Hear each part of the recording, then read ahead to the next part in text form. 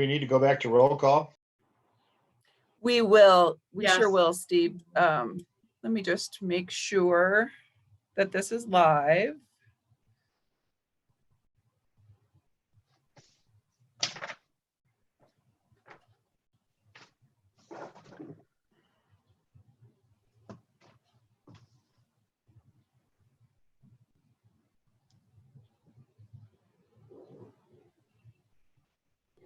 It does show live on my screen for what that's worth.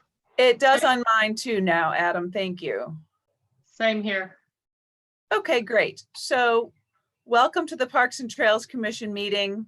Again, if you watched the first 1-minute stream for May 18th, 2020. We will start with roll call at our meeting. We have Pam Holman, Steve Korbecki, Adam Baer. And now I cannot scroll through. Oh, yes, I can. Meg Johnson, Allison Barclay, Jack Dunning, Stephanie Peterson, and Beth Nelson. We will move on to approval of minutes. And those are the minutes of February 18th. You saw a motion to approve the minutes of February 18th as written. I Is there a second the second? motion. Thank you, Stephanie. All in favor? Aye. Aye. Any opposed? All right. The minutes are approved unanimously.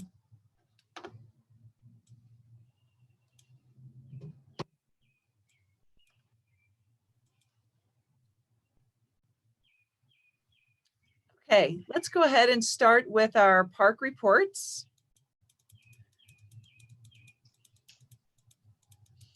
Does anyone have a report they would like to make?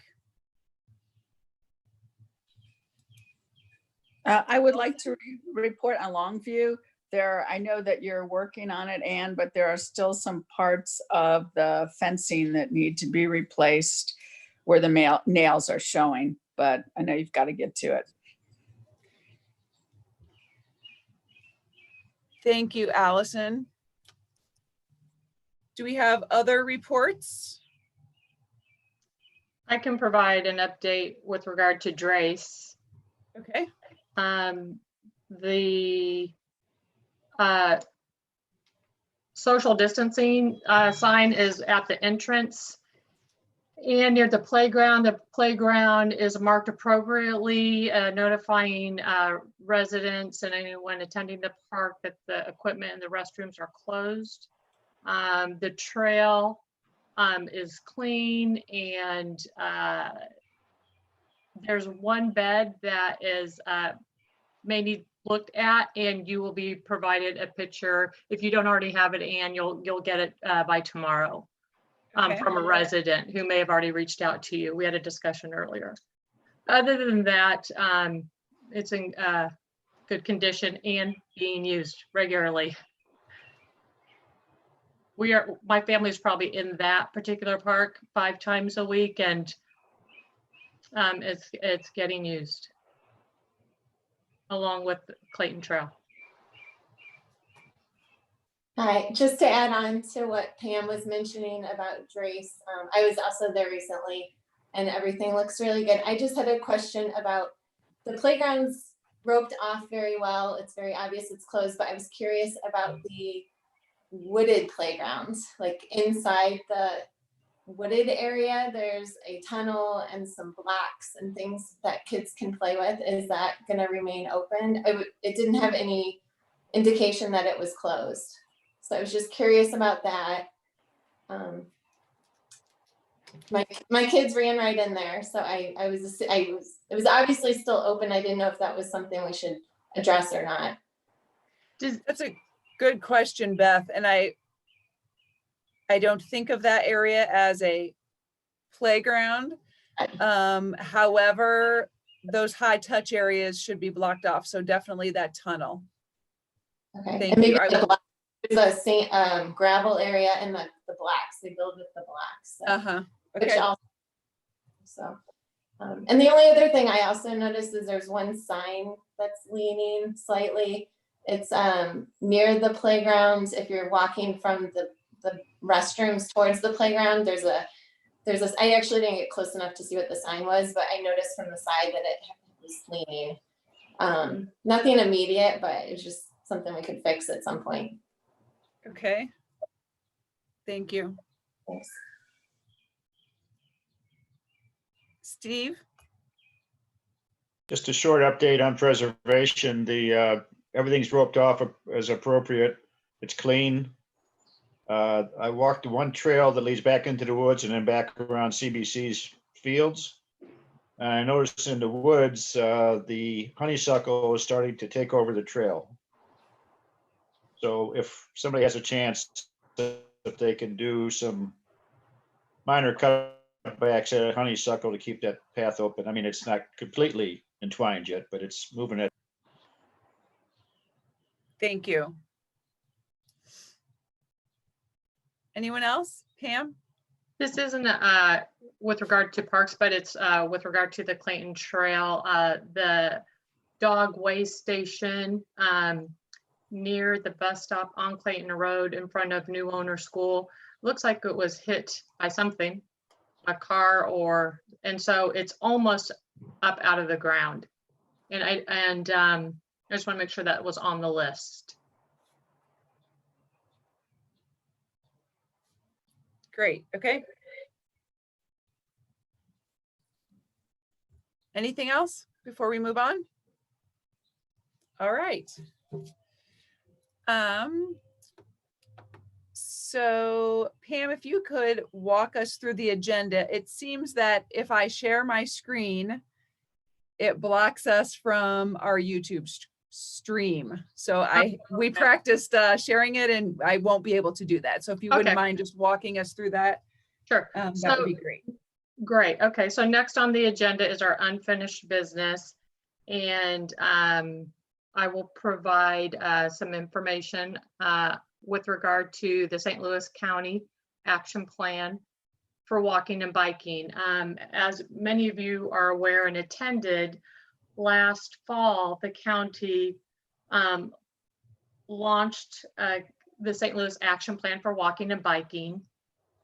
And this action plan will serve as the county's blueprint for improving safety, connectivity, and accessibility for walkers and bikers throughout the county. And as they develop this plan, they have engaged with the community. And so they had some public meetings, and I will call it in each sectors of the county in central, south, north, and west, to hear what the community had to say about walking and biking in their area. The anticipated completion date for their blueprint to be adopted is September of 2020. So right now, it's a 5-phase plan. They're in phase 3 right now. The next part of their action plan will be to reach out to municipalities, share their blueprint, listen to the feedback, and apply that, and then release their plan in September of 2020. So our city administrator will meet with county in July, and I should have another update after that. However, I want to also add, as many of you know, we had a group of residents come forward who grouped together and brought awareness to the walking and biking safety on Ballast Road. And they put together a survey to weigh into the community on what they thought about this county road. And with that data that they compiled, they created a PowerPoint presentation for county to understand the connectivity and the safety of that road, where we currently do not have a sidewalk. So along Ballast Road, there's a sidewalk through the DePere community. It stops in Town and Country and then picks back up again in Creve Coeur.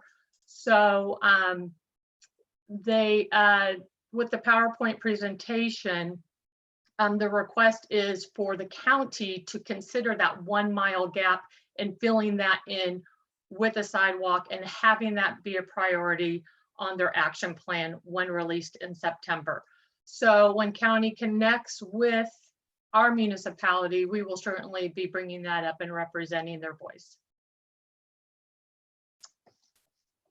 Any questions or comments? Okay, the next on our unfinished business is the trail map page. Yes, so I've been doing some work. The last time we met, we were talking about the trail map page on our city website. And so it is getting better. It's not quite a finished product just yet, but each of the park maps are on there. I'm working on sort of getting them so that they pop up larger when you click on them, and we'll just continue to add from there. Any questions or comments on that? So today when you, I'm sorry, I didn't raise my hand. That's okay, go ahead. So today when you click on the trail tab, the first thing you see is the city with the Clayton Trail, and then you scroll down and you see the maps of our individual parks. And unless you're wearing cheaters or a magnifying glass, it's hard to read, or on a desktop. And when you blow it up, it's blurry. So that's what Anne's referring to, where she's working on the back end so that you can just click on that map and it'll take over your screen. Okay, So let's go ahead and, go ahead, Pam. I know, I was just saying new business. Is that where you were going? Yes, and I do have my agenda available now without good. putting it on the screen. So,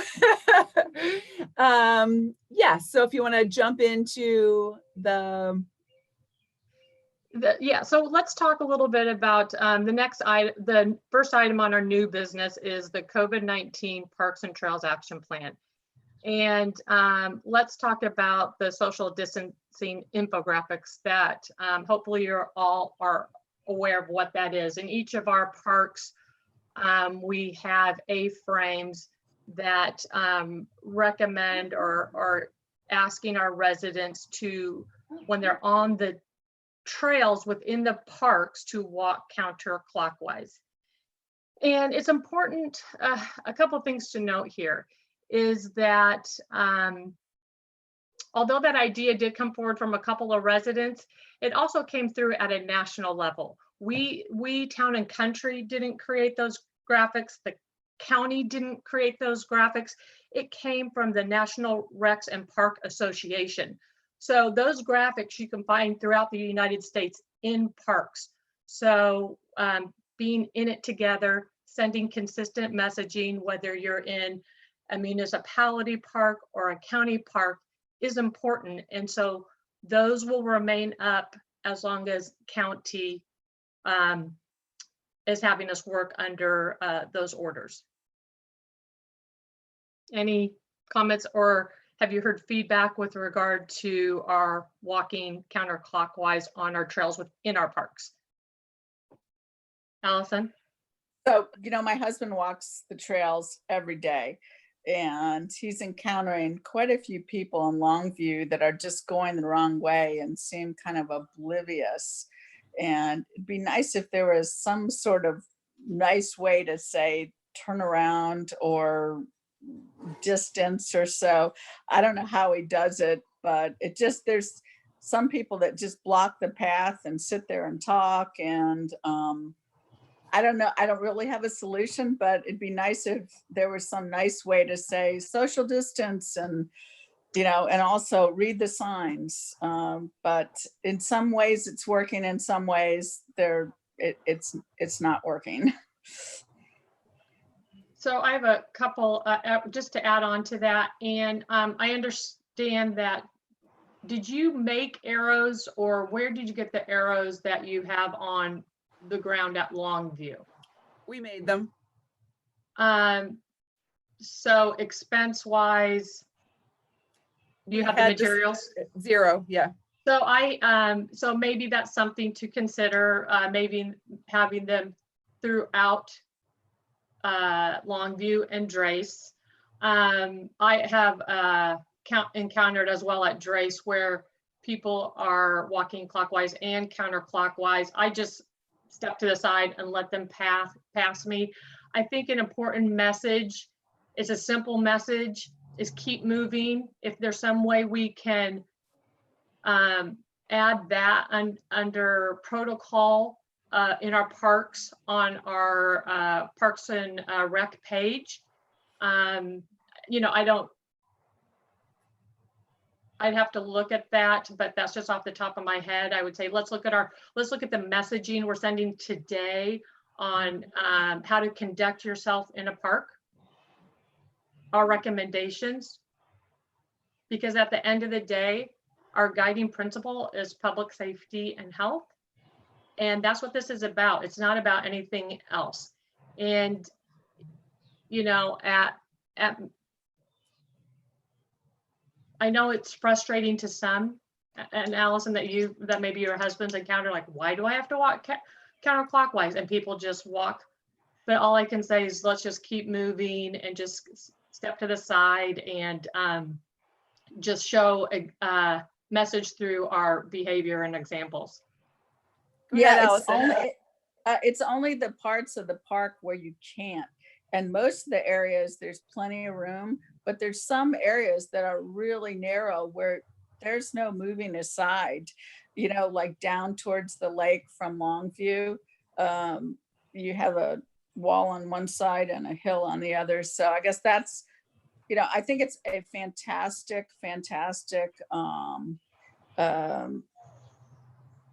you know, guideline. And I think that it's really good and most people are obeying. It's just tough when you get in those areas where I just kind of, there's no place to move.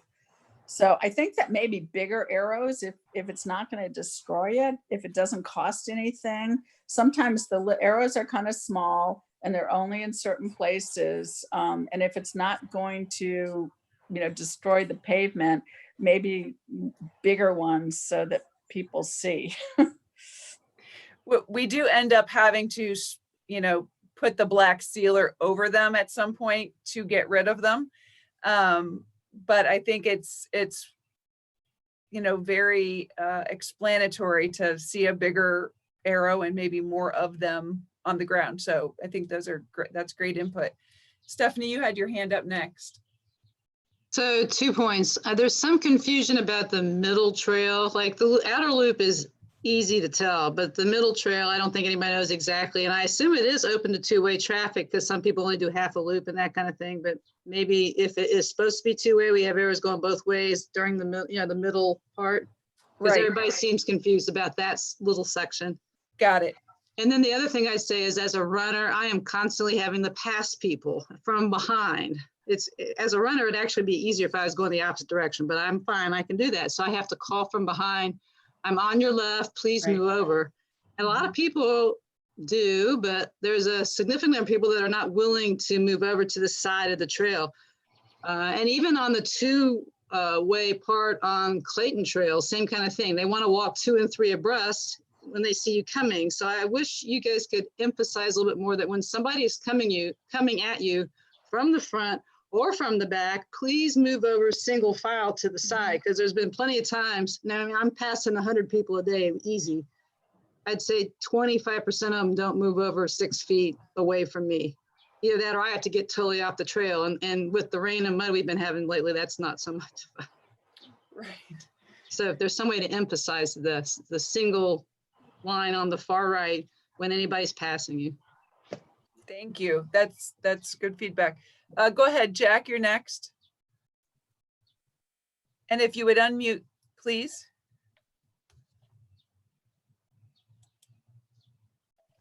Jack, unmute.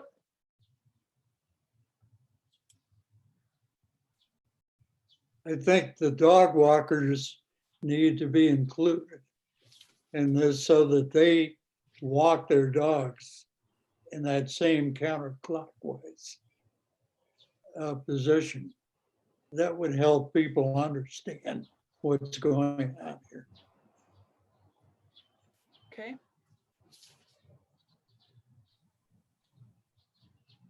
Thank you.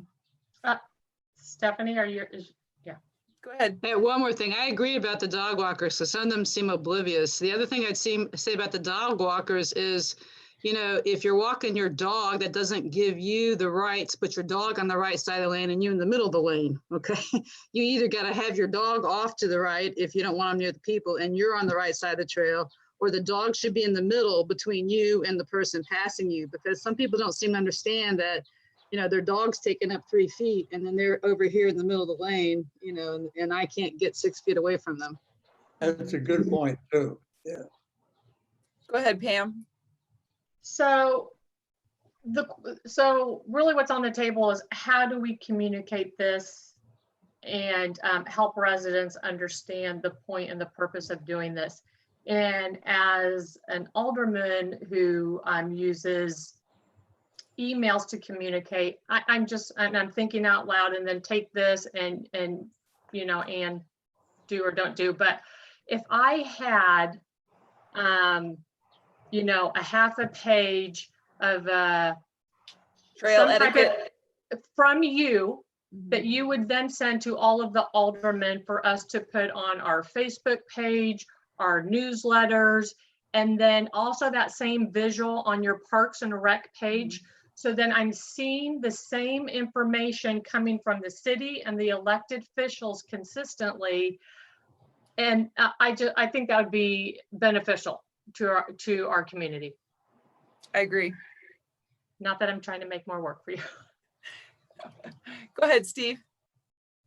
I would just add, I mean, maybe a solution is that we tell people they need to walk single file, especially when people are coming in the opposite direction, because I've heard a lot of people complain about the trail in Clayton. And, you know, we have several social groups that seem to want to take the whole path up. And to Stephanie's point and Jack's point, there's no place for other walkers to go. They have to get off the path, and that's not right. So maybe it's a single file. If there's people that you're encountering, you have to get in a single file going in the right direction or something to that nature. Oh, go ahead, Pam. So as you work with the other park directors in our county, and as you look at state and national information from your counterparts, you know, I would let that, I think all of this information we're sharing is beneficial and thoughtful, but I would really lean on that information to help guide us. And, you know, I'm hopeful that June 1st, something may change. But I think it's important to, how much are we dictating to our residents of what they can and can't do in that space? So I would just also, you know, weigh in with your colleagues. Yes, and I know there is some good general trail etiquette information that has nothing to do with COVID-19, but for those of you who use trails regularly, you know that if someone calls out passing on the left, you're supposed to move over to the right and allow them to pass on the left. So I think that it is education. You know, we haven't had to maybe abide by those rules so much in our local parks. It's a lot of times, you know, in bigger park settings, but now we do. So I think education's needed. And that could maybe be a tab on our trail page, just trail etiquette, you know, beyond COVID, as you were saying. Okay, someone had their hand up that I didn't call on. Did I miss? Steve, did you have anything to add? I have my hand up, but the problem is you can't enforce any of this stuff. So it's just, it's etiquette, to your point, Ann, and maybe it'd even be nice to have some etiquette sheets by some of the past, but I'm afraid they get picked up and thrown on the ground. So. Well, we could laminate them and put them, you know, I don't want to get too sign crazy that we always talk about, but you know, I could certainly put those strategically.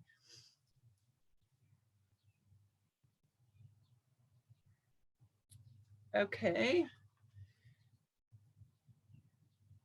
Shall we move on, Pam, to our next item? Is to 1B. Yes. So next on the agenda item is following the St. Louis County orders for facilities, playground, restrooms, sport courts, our Longview farmhouse, our pavilions will remain closed. We anticipate, crystal ball at least through June 1st, and we'll see if something changes after that. And then, and the next item is kind of something that you're well versed on, but I think it's exciting news. So I think you should share it. Woohoo, the things we get excited about in parks. Cleaning products. That's right. So we are on the waiting list for an electrostatic sprayer.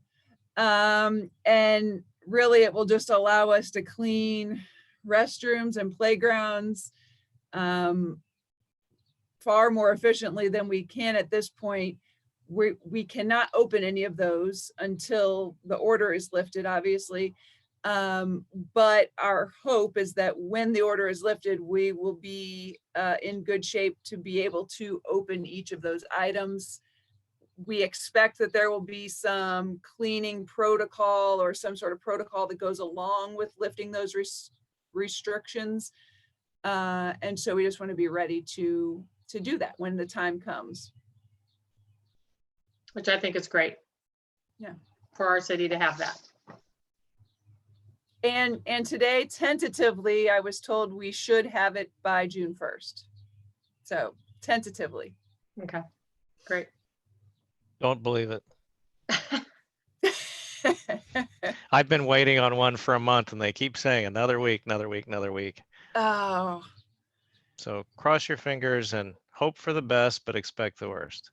we do have a police department is my only caveat is that. Okay, I don't have one of those.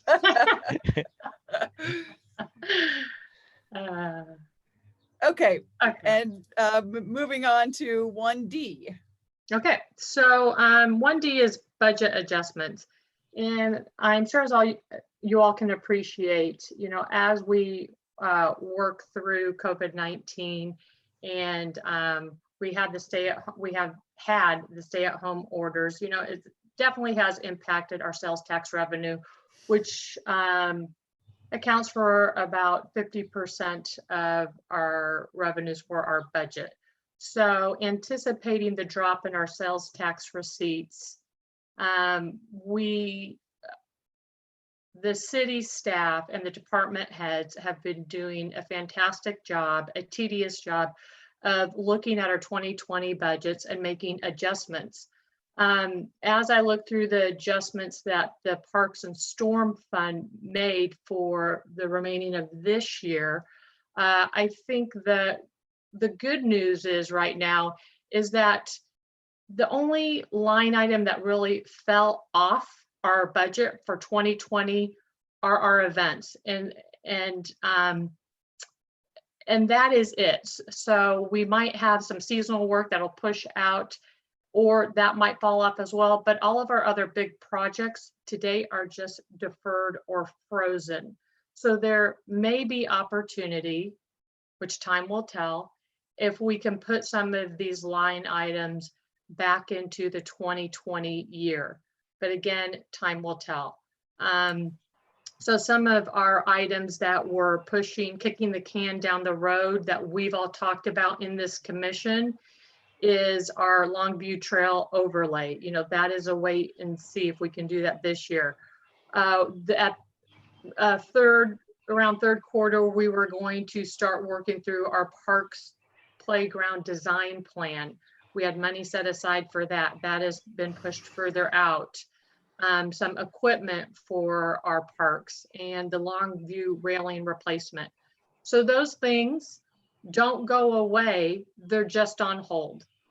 And, you know, we will know, I think we'll have a better indication of what this year looks like from a projection standpoint in June, because June will be April sales tax receipts. So April will be a full month of COVID and how it affected our businesses.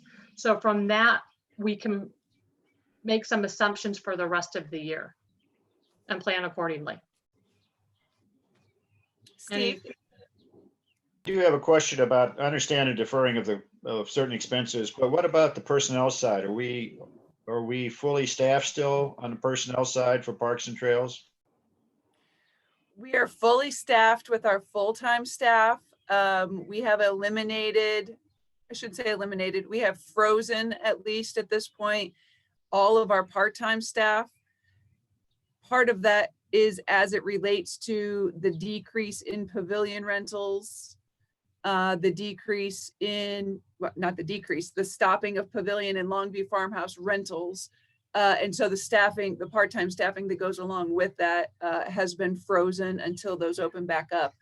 As far as full-time staffing at this point, we are fully staffed. And Pam, I saw you were trying to jump in there. Go ahead. Just wanted to ask on that note, is seasonal and part-time considered the same, or are those two different? They're Titles. essentially this. They're essentially the same. Okay. They have, from a personnel standpoint, they have different implications. Right, But but you're not laying off somebody who's been a part-time employee since January. well, we are essentially, because some of those people work parties at the Longview house, for example. Okay, They are not working because there are no rentals. so once, if and when rental should come in third quarter, there's an opportunity. Correct. Yes, yes, that's right. And then the other piece of personnel is that we've eliminated any overtime also. So we won't have any overtime for our staff.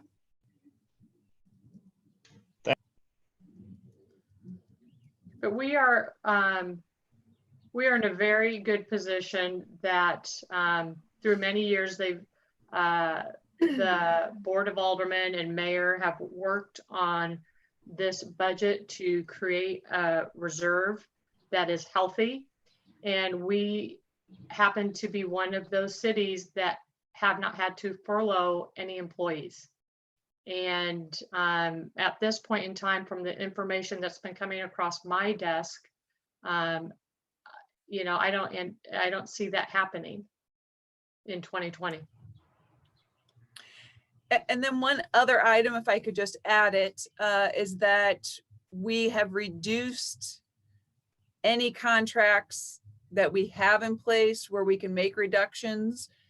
So for example, with our grounds care contract, we are already under contract for this year, so we need to carry out that contract, but we've been working with each individual contractor to see if there's anything we can do to just reduce the cost, whether that's reduce the number of mowings by 5.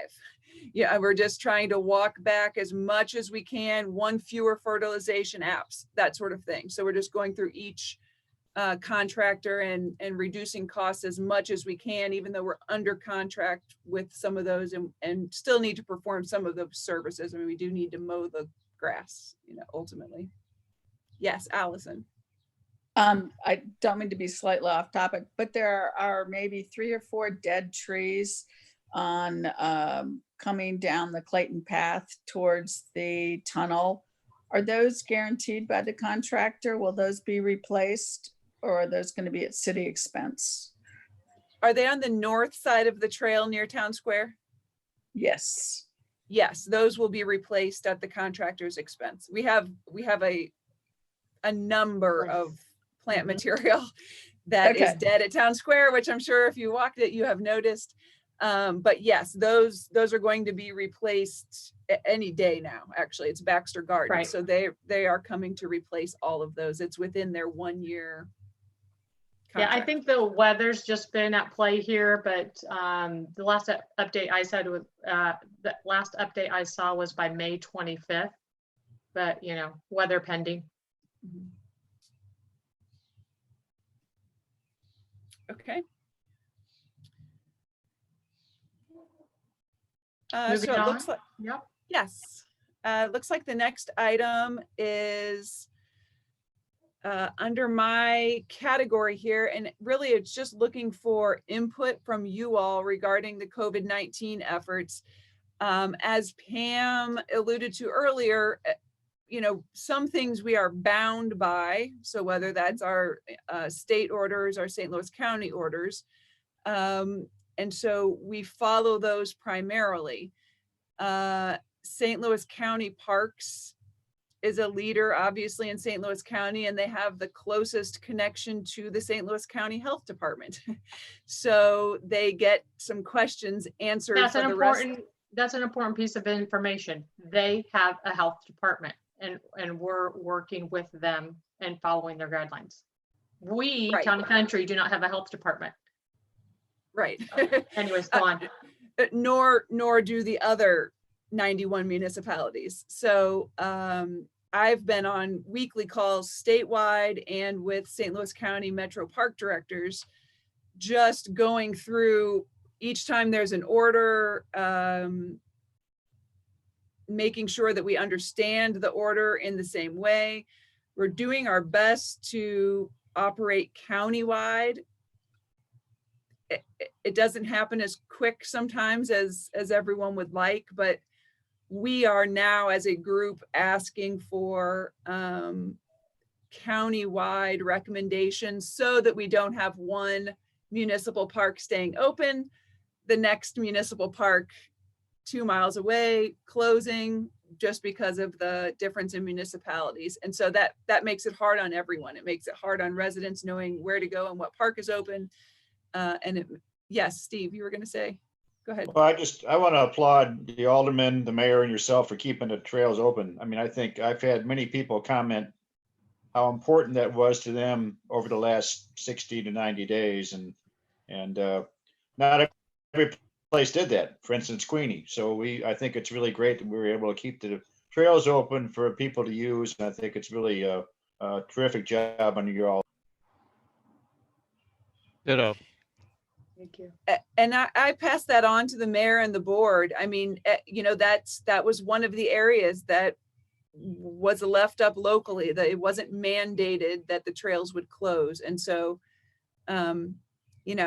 speaking to the choir in this group, but the power and the value of being able to get outside and enjoy the parks is really important. And that was the conversation that was had, was that if we could mitigate the parking lot issues that we were seeing with people congregating, that it would be ideal to keep the trails open. So thanks for that. I think, Pam, also that you received some good feedback about sort of that balance that we were able to strike.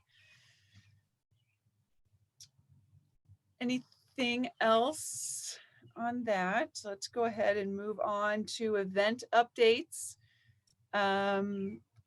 As I'm sure you either know or have guessed or have realized, that Fire and Ice has been canceled, and our June concert series has been canceled. We have tentatively rescheduled the fireworks for the fall festival. So everything is tentative these days, but we'll just see if we can make that happen. That's good, because the June date would have got rain. Right, there was a thunderstorm surely brewing that day, right? And then right now we're just going by what St. Louis County allows as we open up, and so we will follow whatever those requirements are as they pertain to citywide events. And then the same thing really goes for programs. We're starting to open up with programs that can accomplish the 6 feet of social distancing. And having, right now it's fewer than 10 or fewer people. So we will start up very slowly. and conservatively, but for instructors who are willing to begin and for participants who are interested in participating, we want to offer programs for residents, and we want to do it safely. So that's the balance, and we're just taking it conservatively, but starting to move forward.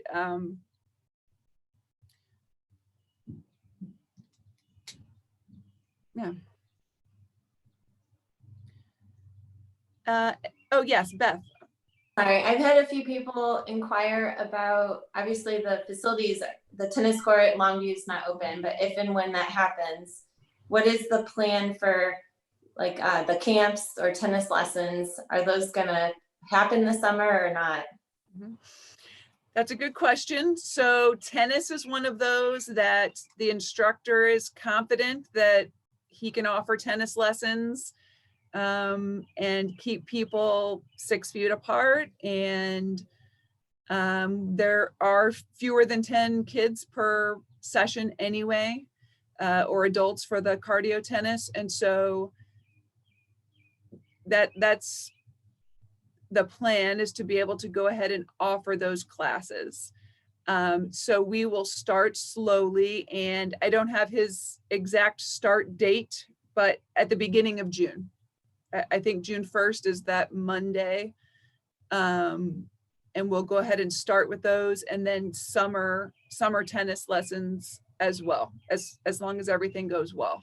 We're sort of do it session by session and see if it goes. And the same thing with other programs. Now you mentioned something about sport court. We have a whole list of items that we're trying to get clarification on from St. Louis County regarding what designates a sport court, because right now sport courts are listed on the closed facilities. Some of the clarifications have given the examples of basketball and soccer. Well, it's a little different than tennis. So that's the gray area that is a little bit more difficult to navigate. And as we get answers, we'll just follow those. But right now, we're able to do some tennis, some yoga, some art classes, some mindfulness meditation classes. So we're just starting slowly, making sure we have the social distancing and proper sanitation supplies available to people for hand washing and all of that. And then I know the next item is Project Unplugged update, and I just touched on that a little bit. We do have a Finding Joy workshop coming up, and we're going to utilize the park so that people can be outside and have plenty of social distance, and try to really utilize the park for as much programming as we can in the outdoors so that people can not space out, but get space as much as they can. And then this, yes, Pam. So just to back up on when certain programs will start up again, I just think the best way to find out that information is to go to our city website. Right. We have a page dedicated to this type of information, and Anna's being fed information on a daily basis, whether at the local level or with other park directors. And so, and as she tries to get clarity on what a sport court is, or is June 1st a real date, all of that information will be shared and updated on our website. So I just encourage everyone to check check the updates and cancellation page for COVID-19, I think is the title of that page. Right. And there's a quick link right on our homepage. Go ahead, Beth. Will any of the new programming with the Project Unplugged, will any of it be live streamed or on Zoom for people that aren't comfortable going out around people at this point? Yes, so I'm working on that right now. If you hear the question, it's Unplugged, get online. I- There's a The lot of irony. The irony. Yes, so right now we do have some free yoga classes online that are on that Project Unplugged homepage. So if you go there, you can enjoy some free yoga classes from our yoga instructor.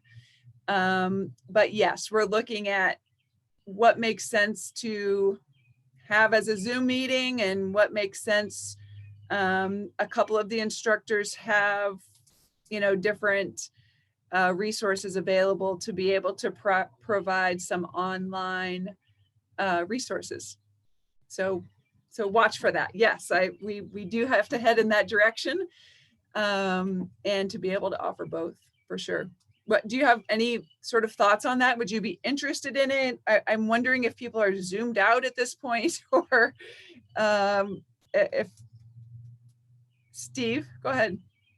I think it's great if you Zoom it. I mean, it's kind of oxymoronic given what it's called, but given that, I'd also like to nominate a topic for the workshops of the Joy of Gardening led by one master gardener, Meg Johnson, which I would think would be a great course to get people picked up. And you could do that on a Zoom for sure. Well, we'll let people volunteer for themselves, but thank you, Steve, very much for the idea, the concept. We won't put Meg's name yet next to it just yet. How But I about am writing down the How words about- Joy of Gardening right now.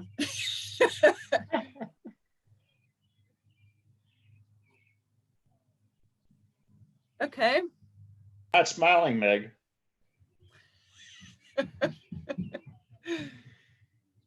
And then if you have a chance to just get on the city website and click on Parks and Recreation and then go to the Project Unplugged page, you'll see some of the marketing materials that Emily Voss has been working on. We intended to invite her to a meeting here very soon, and we haven't had a meeting since we decided to invite her to a meeting. So, but you can go and see some of the materials that she's been working on. And as we add Zoom Unplugged meetings and programming, you'll see that on there as well.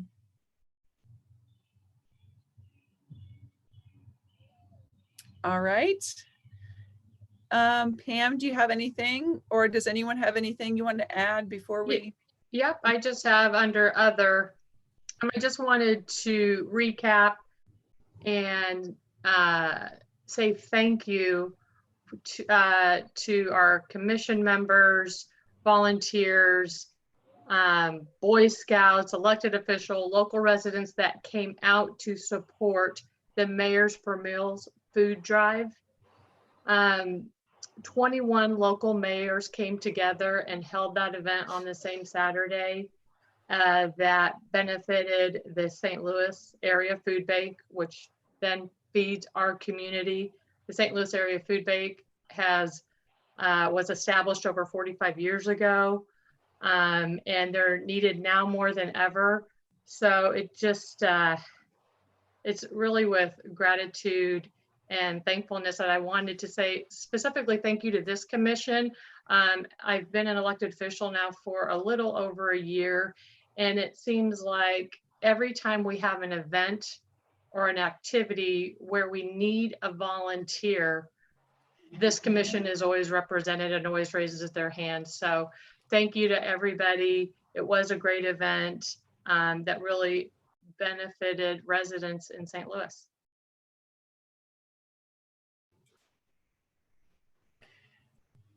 Okay. I think we're ready to wrap up our meeting unless anyone has any final thoughts, comments. I have another comment with regard to our next meeting. If it's likely to be Zoom, I don't know how many are working from home or will still be working from home. And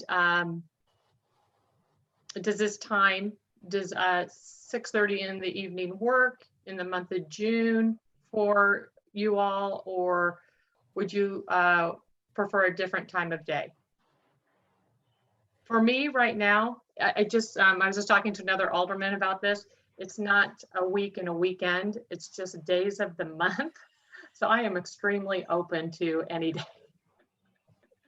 But I want to keep on some type of schedule for our residents, but open to discussion on time. But Allison, you had your- My office is still open, so I'm still going It into is. the office every day. Okay. But would it be possible, because I'm going to be in northern Michigan, and not that I am essential, but it's a little, we're ahead there. Could we do it a little earlier? But I think, would it work for everyone or not with other schedules? I'm good. So why don't, Anne, why don't you, Allison, what do you mean by, do you mean like 5:30? Or what? do No, you- just like 6. Okay. I don't know if that So would work, then but I we don't wanna have to throw do it this out. right now, but Anne can follow up in an email to all of us and for our commissioners who are not present and ask if 6 p.m. on June 15th works for a Zoom meeting. Okay, will do.